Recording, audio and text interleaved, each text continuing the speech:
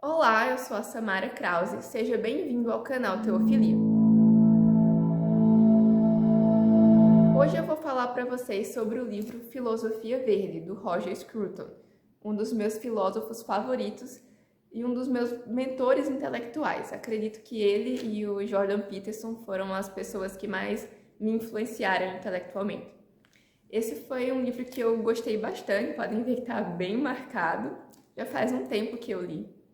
E ele é um livro bem relevante para o contexto atual. Ele foi lançado no Reino Unido em 2012 e aqui no Brasil em 2016 pela Realizações. É um livro que vai tratar do ambientalismo, de modo geral, mas que trabalha também a questão da filosofia, da psicologia, do comportamento humano, da construção do tecido social, fala de economia, de política, de várias coisas. São 11 capítulos, mais ou menos 366 páginas. Tem mais um pouquinho, só que são notas, que é muito bom, ele traz muita referência. Você não precisa acreditar nele, você pode checar as informações, porque ele dá provas do que ele fala. E as referências bibliográficas são bem amplas. Ele lê coisas de ambos os lados do espectro político, então ele sabe bem do que ele está falando. A fonte não é Arial 12. Esse livro contém 2 apêndices que trazem comentários e também propostas. Ele não apenas expõe um problema e critica a militância, ele faz uma proposta de intervenção, mas não como uma espécie de absolutismo, de que aquilo que ele falou é o que tem que ser feito, mas a proposta dele como um todo, o que permeia todo o livro, é a noção de que as pessoas têm que se responsabilizar e elas têm que adaptar a proposta de intervenção à realidade delas. Ele fala muito sobre a associação civil versus aonde pensa de fora para dentro, sem conhecer a realidade histórica, geográfica e cultural ali do local. Não conhece realmente o ambiente, não conhece as pessoas, não sabe o que elas precisam. E a associação civil é formada pelas pessoas que vivem ali na região, que têm uma experiência de vivência no local, de conhecer as plantas, os animais, as necessidades econômicas da região e tudo mais. Então, são essas as pessoas que devem assumir responsabilidade e tratar do problema.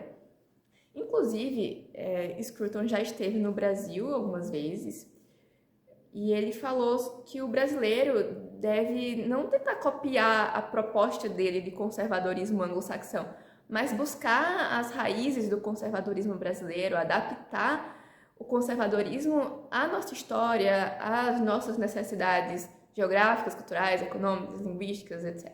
Ele não usou essas palavras exatamente, eu estou adaptando o conceito que ele falou, né? Ele reconhecia muito, agradecia muito essa admiração dos brasileiros, o amor dos brasileiros por ele, mas fazia esse alerta, né? Que a gente não pode copiar.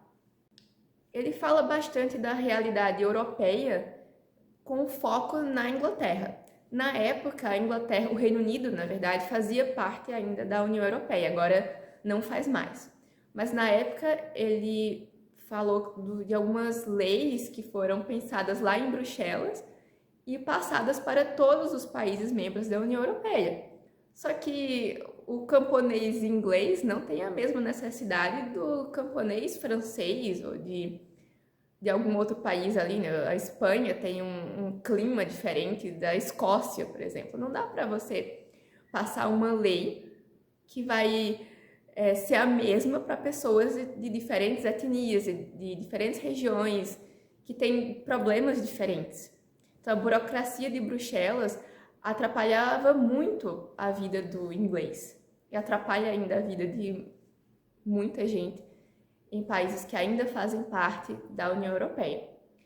Ele cita vários exemplos aqui, eu vou contar 2 que eu lembro bem, um foi nos Estados Unidos, o outro foi na Inglaterra.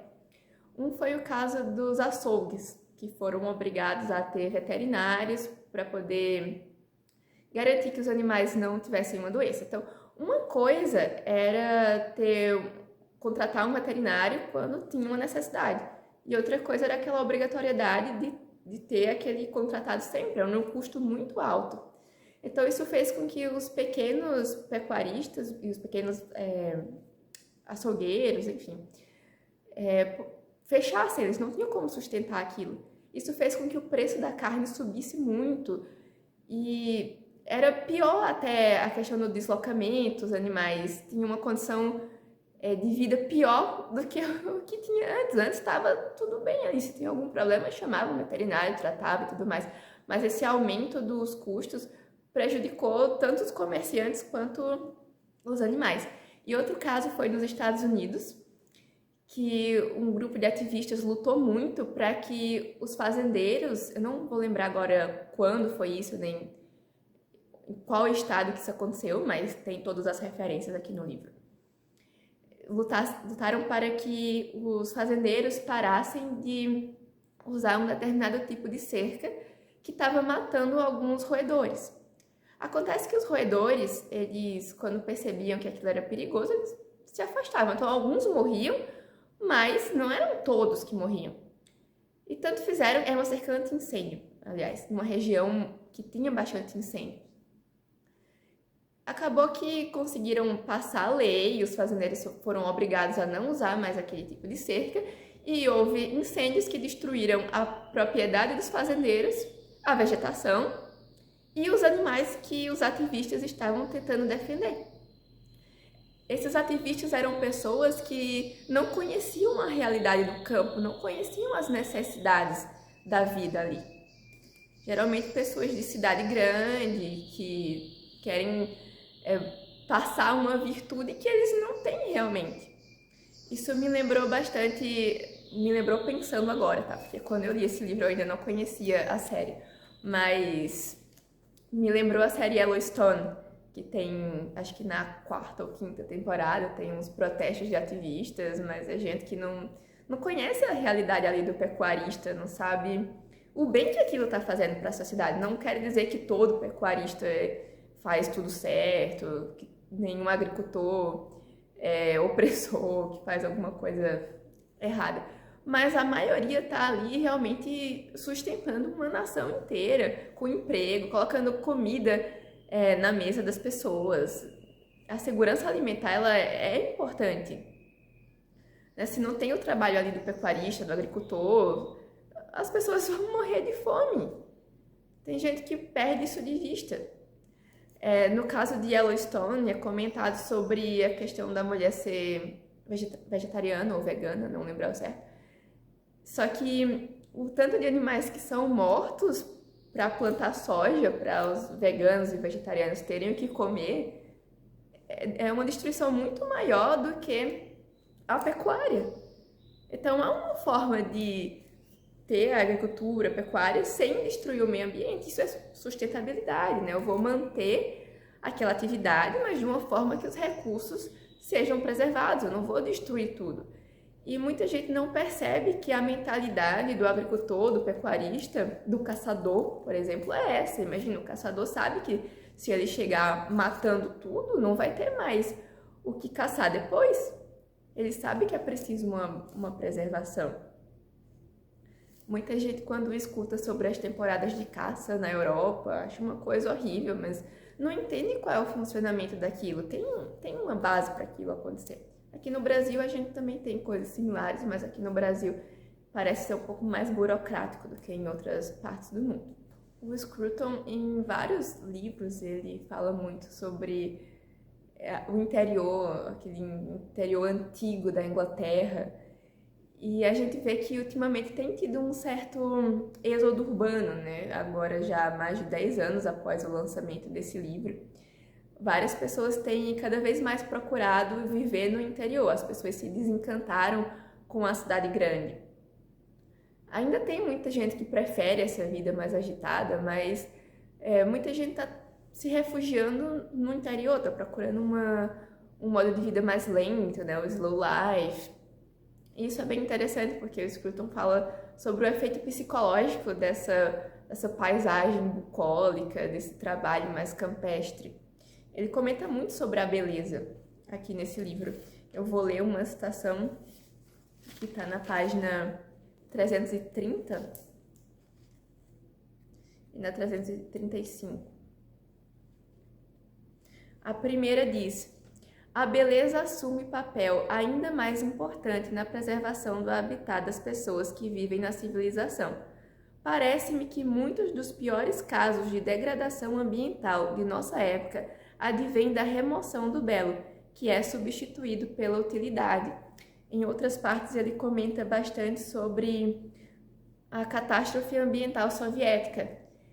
E não é que ele diz que a beleza é a única coisa envolvida. Claro, tem muita coisa de economia, de política pública, de educação, mas a beleza faz parte, ela faz parte do espírito humano, então ela tem um efeito significativo na forma como a gente vê as coisas, como a gente cuida das coisas.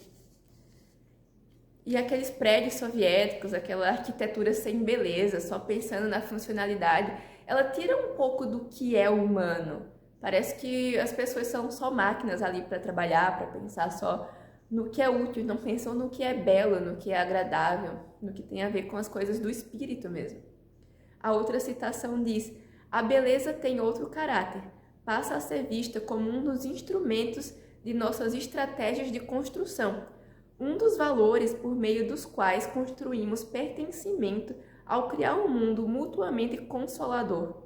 Em resumo, parte de construir um lar. Esse livro trata do conceito de oikofilia, que é o lar, o amor ao lar. Oiko é a palavra de onde vem eco, né? Economia, é a forma de reger o lar. E a oikofilia, filia é amor, então o amor ao lar. A forma de cuidar do meio ambiente não é tentar passar virtude, tentar se colocar como moralmente superior aos outros, como a pessoa que está preocupada em salvar o planeta. Não é por você ser o salvador do planeta, mas por você amar o local que você vive. Ele argumenta até que nem é tanto para você pensar de modo global, mas de modo local. Tem que acontecer localmente. As mudanças têm que ser locais. Você ama o lugar que você vive e você cuida daquilo. Preserva tanto a paisagem natural quanto a paisagem pública também, os monumentos públicos, tudo isso faz parte da harmonia social. O Scruton advogava muito por essa questão da confiança, da harmonia social. Para uma sociedade funcionar, ela precisa ter valores em comuns, incluindo a beleza, o cuidado. Tudo isso é o que faz uma sociedade ser realmente forte. Não são as leis sendo impostas de cima, um Estado controlando tudo, mas é algo que parte das pessoas. É uma harmonia que parte das pessoas, que conseguem viver bem ali, onde não há uma ruptura, não há uma rebeldia. Uma sociedade construída realmente pelo amor. Ele fala em Como Ser um Conservador, que é o amor que gera, que une os conservadores. Ele tem umas passagens muito bonitas em Como Ser um Conservador. Foi o primeiro livro dele que eu li e uma das leituras que eu mais gostei de fazer na vida. Ele menciona a poesia romântica inglesa, romântica no sentido do movimento do romantismo, tá? Não no sentido de uma história de relacionamento.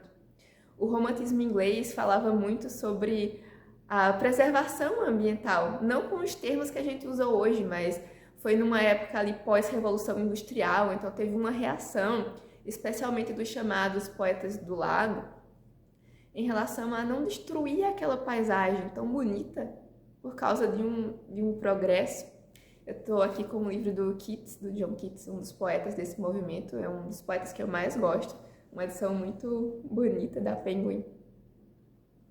Pretendo ler, eu conheço poucos poemas do Keats, mas os que eu conheço eu gosto muito, especialmente o Endymion, que fala sobre a beleza.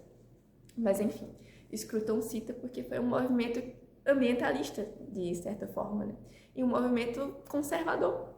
O conservadorismo é sobre essa manutenção, sobre esse cuidado. O que é que o Burke fala? Resumindo, né?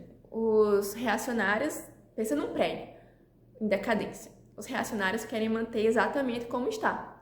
Os progressistas querem destruir tudo. O conservador é aquele que quer manter o que é bom, quer manter o fundamento, aquilo que foi testado e aprovado, mas fazendo os ajustes necessários para a manutenção daquele prédio, senão ele vai ruir por conta própria. Esse é o princípio do conservadorismo. Então, pensando no prédio, eu tenho o amor por aquele prédio que é bonito, que teve uma função ali, então eu tenho que preservar essa função, preservar o legado, mas tomar os cuidados necessários, ter as providências ali para a sustentação daquele monumento.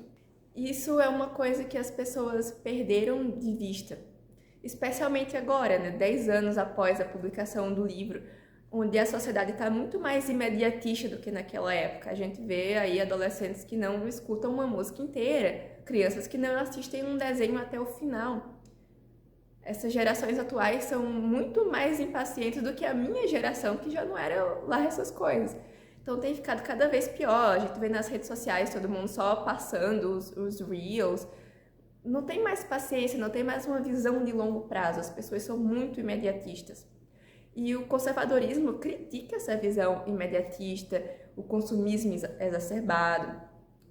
E em relação a esse imediatismo, ele é anticonservador por quê? Porque o conservadorismo, como o Scruton fala, mencionando Burke, que é considerado o pai do conservadorismo, o conservadorismo é um pacto entre gerações, entre o passado e o futuro. E nós que estamos aqui, nós somos os guardiões de toda uma tradição, de todo um legado. Nós temos a responsabilidade de cuidar e manter uma linguagem, uma paisagem natural, os monumentos públicos, as instituições, a lei. Nós temos que cuidar disso para passar para gerações seguintes. É uma continuidade. Se tudo começa do nada, como os revolucionários propõem, vamos destruir as barreiras, os tabus, sem entender por que eles estavam ali, você destrói a sociedade toda.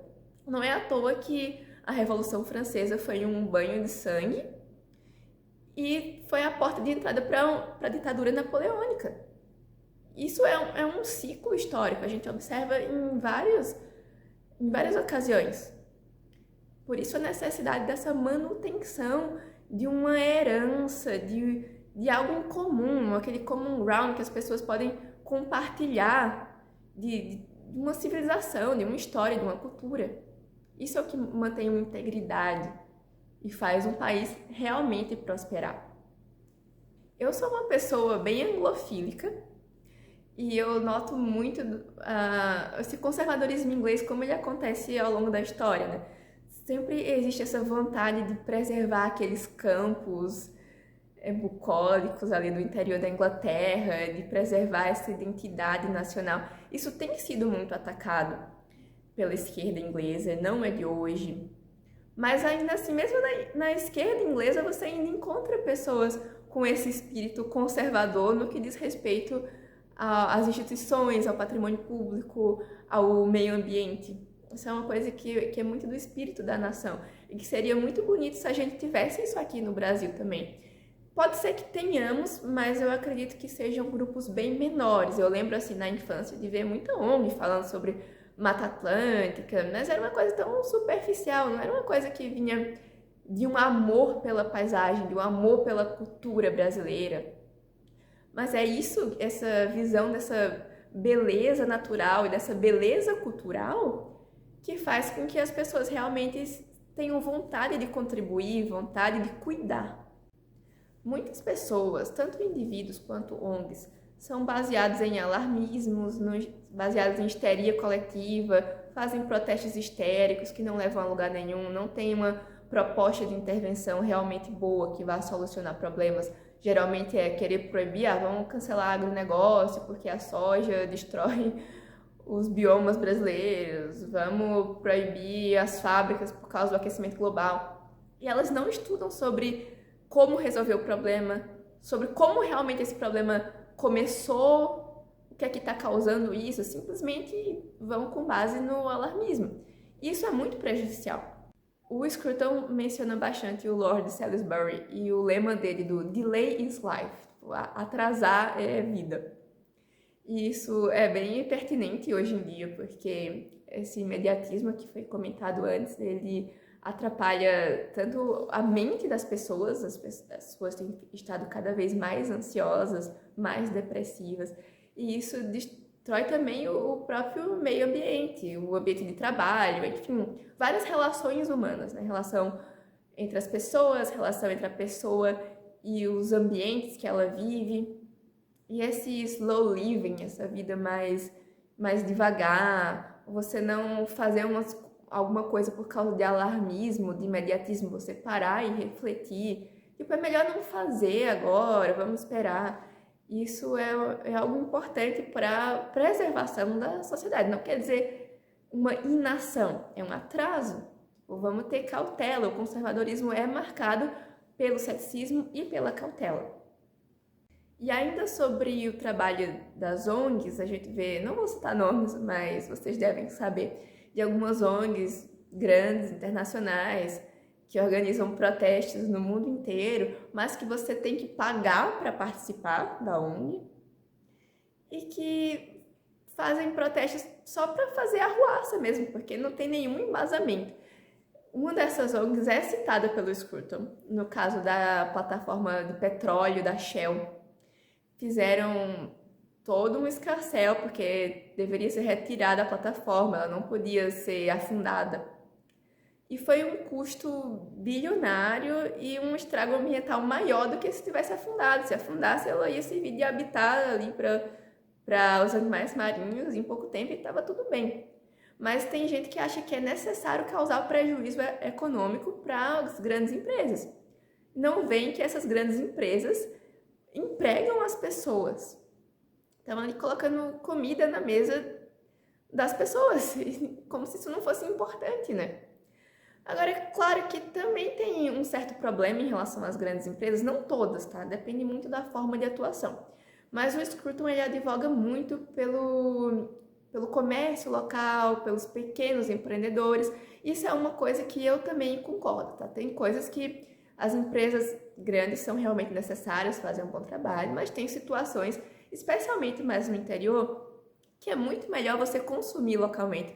É mais saudável para você e é mais saudável para a sociedade na qual você vive. Eu moro numa cidade pequena, em Santa Catarina, e eu e meu marido, a gente tem essa visão de apoiar pequenos empreendedores. Então, vamos comprar um queijo colonial ao invés de comprar um produto de um queijo de uma marca mais cara, por exemplo, geleia. Vamos comprar localmente ao invés de comprar aquelas mais industrializadas e tudo mais.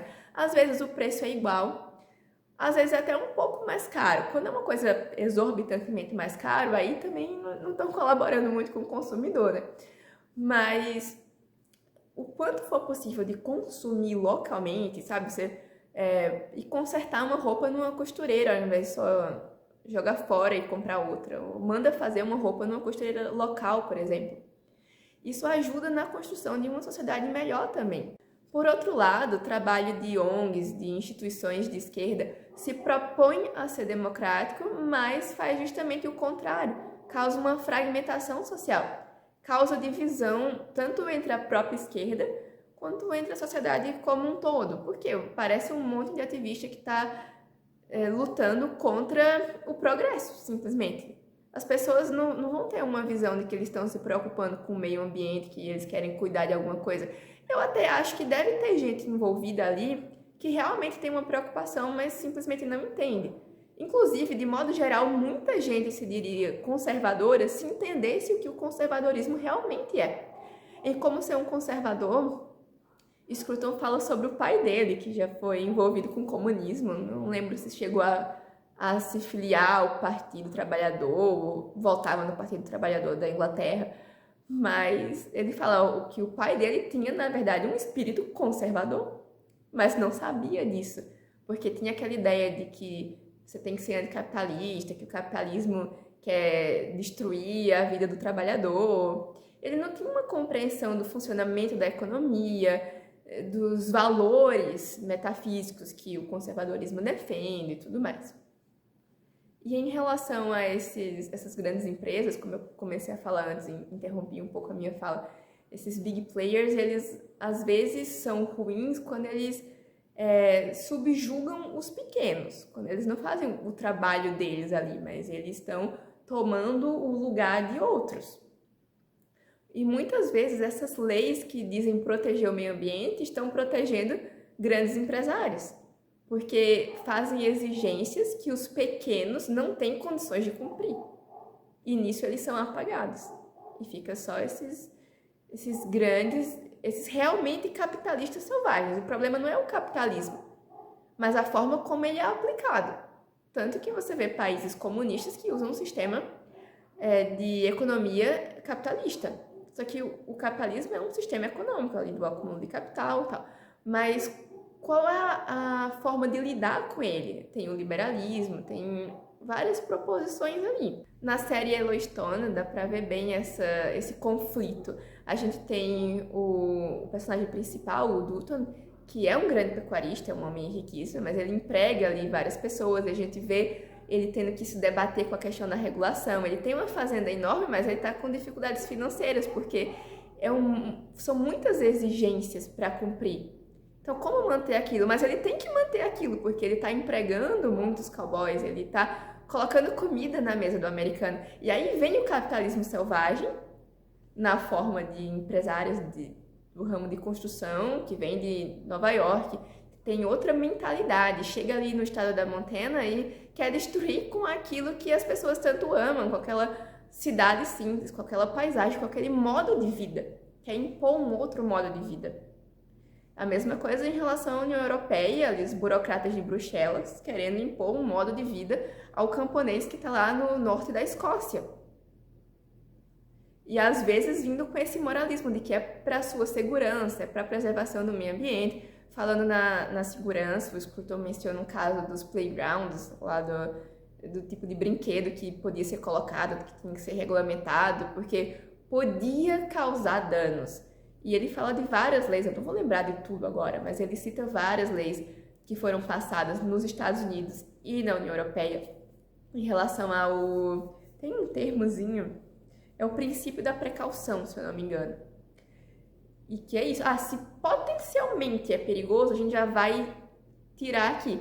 Sendo que muitas vezes essa justificativa é inválida, o produto ia até trazer benefícios, o risco era mínimo, o risco podia ser contido por alguma outra coisa, algum outro fator, algum reajuste.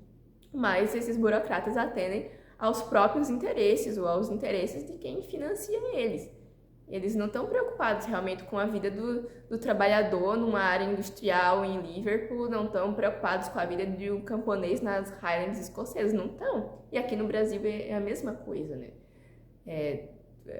Vários dos deputados, senadores, enfim, eles não conhecem a realidade do brasileiro ali, ficam propondo coisas que não ajudam a vida de ninguém e não apenas não ajudam, como fazem questão de atrapalhar a vida do pequeno empreendedor, do trabalhador em geral. Bom, o Scruton diz que a sociedade ela deve ser virtuosa e ela deve pensar em medidas sustentáveis. Isso em contraposição a uma sociedade viciada. Uma sociedade viciada em consumo, por exemplo, não está ajudando a economia local, está ajudando só esses big players e está gerando muito lixo, por exemplo. Enquanto que uma sociedade saudável, que busca medidas sustentáveis, vai pensar em agir localmente. Vou comprar um peixe do peixeiro local, por exemplo. E ele diz que o conservador ele deve pensar sobre a ecologia, que a ecologia é uma coisa propriamente conservadora, faz parte do coração do conservadorismo. Só que muita gente na direita pensa que isso é coisa de militante, histérico de esquerda, então eu não vou me envolver. Mas você precisa se envolver, porque você vive nesse planeta, você precisa desses recursos, isso faz parte da sua experiência. Então você tem que agir da forma certa, porque o problema não é defender o meio ambiente, o problema não é o ambientalismo, o problema é o ecoterrorismo, o problema é que as pessoas que estão tomando esse espaço, estão tomando essa pauta para si, estão fazendo isso da forma errada. Então qual é a solução? Se posicionar e fazer isso da forma certa, até para educar aquelas pessoas que estão iludidas ali. Então não é sobre criticar, esse livro aqui não é sobre criticar a militância dos ambientalistas, mas sobre despertar a consciência da direita, não só do conservador, mas da direita como um todo. Inclusive o Scruton dizia que o desejo dele era que nessa causa houvesse uma união, não é para ter uma ruptura política aqui entre direita e esquerda, entre conservadores e neoliberais, é para todo mundo pensar junto, porque a gente está falando da nossa casa, do nosso planeta. Então vamos tratar isso da forma certa, isso devia ser um common ground, um ponto de união e não um ponto de discórdia. Mas se cada um ficar agindo de uma forma diferente, acaba tendo uma fragmentação que não vai levar a lugar nenhum. E da forma como a esquerda tem agido, não tem ajudado em nada o meio ambiente. Tem só prejudicado a economia, prejudicado o próprio meio ambiente, a própria natureza. Então, não tem levado a lugar nenhum. Só que antes de corrigir esse lado, a gente precisa tomar uma posição. Então, ele mostra os erros desse outro lado e mostra propostas para que a gente tome um posicionamento. E a gente não vê, especialmente no Brasil, muitos políticos da direita se preocupando com essa causa. Eu lembro bem que o Ricardo Salles tinha algumas propostas interessantes, mas depois ele ficou meio apagadinho. Mas eu espero que tenha mais gente disposta a se posicionar a partir do próximo ano, né, que essa causa esteja mais na pauta da direita. E claro, a gente tem muitos problemas culturais, econômicos para resolver, mas isso aqui é muito importante, até porque afeta especialmente o agronegócio brasileiro. Então é importante que essa bancada do agro e que vários empreendedores, grandes e pequenos, comecem a se posicionar de forma realmente apaixonada, não só, eu tô cumprindo uma obrigação aqui, olha, eu tô seguindo as leis ambientais. Não é sobre seguir as leis ambientais, mas é sobre mostrar que você está cuidando, e está cuidando da forma certa. A citação que eu quero ler na página 81, que o Scruton diz assim, é uma frase que me lembra muito o que ele escreveu em Como Ser um Conservador. Destruir é fácil, difícil é criar. Identificar os alvos de ressentimento e derrubá-los é fácil. Muito mais difícil é trabalhar para que as pessoas possam viver em paz entre si, mesmo que não compartilhem as mesmas ideias nem desfrutem do mesmo sucesso. E conservadorismo é sobre isso. O conservador não acredita numa utopia de que tudo vai ficar bem do jeito que ele quer, mas o conservadorismo é sobre encontrar um ponto comum, uma harmonia social, e cada um possa viver ali se respeitando de forma regular. E para encerrar, eu vou ler uma citação que está na página 15. Scruton diz o seguinte: existe outro e melhor motivo para pensar que conservadorismo e ambientalismo têm naturezas afins. Da forma como o compreendo, o conservadorismo é a manutenção da ecologia social. É verdade que a liberdade individual é parte dessa ecologia, uma vez que sem ela os organismos sociais não conseguem se adaptar. Mas a liberdade não é o único objetivo da política. Conservadorismo e conservação são dois aspectos de uma única política de longo prazo: gerenciar recursos e assegurar sua renovação. Isso se aplica ao ambiente, à tradição, à economia. É a manutenção da sociedade como um todo. Ainda há muito mais o que falar em relação a esse livro, mas ficaria um vídeo longo demais e entregaria demais também. É melhor você ter a experiência de ler, de adquirir as informações direto da fonte. Ele cita muitos outros exemplos de leis que deram errados, várias situações, várias análises sobre o comportamento humano, observações sobre a beleza, sobre a arquitetura, sobre... arquitetura não muito, mas ele menciona um pouco. É um tema que ele gostava. É um livro que vale muito a pena ser lido. Vai ser uma leitura lenta, pelo menos foi pra mim, porque você tem que, às vezes, dar uma pesquisada numa notícia, ver se o caso foi resolvido agora, ver como é que tá a situação. Você pensa muito sobre como adaptar ao seu contexto, mas vale muito a pena. É um livro que os políticos deveriam ler para se informar, para ter boas ideias de intervenção. Então, eu super recomendo a Filosofia Verde. O link para comprar vai estar aqui na descrição. Comprando através do nosso link, você ajuda o nosso canal. Até a próxima!